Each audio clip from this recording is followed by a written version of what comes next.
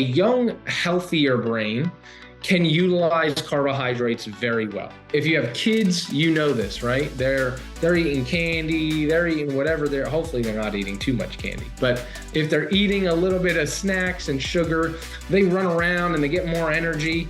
Whereas if we eat candy or you eat a piece of cake or something, it might feel good for like 5 or 10 minutes. And then what are you doing? You're on the couch taking a nap. You're tired after you have a lot of carbohydrates. When we're kids, our brain can process carbohydrates very well. As we get older, our brain can't utilize glucose as well, meaning the brain is resistant to utilizing glucose like when we were younger. But there's another fuel source that it can utilize, and that fuel source is ketones.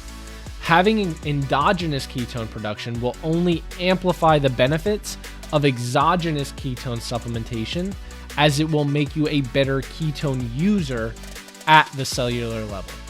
While ketones do provide an instant energy for the brain, there are several other positive things that they are doing for your body that you may not be able to sense or feel, but they are working.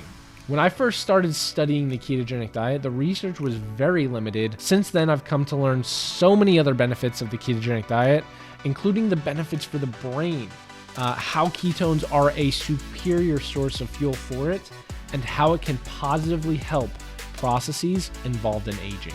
So ketones are providing a fuel or an energy source for the brain.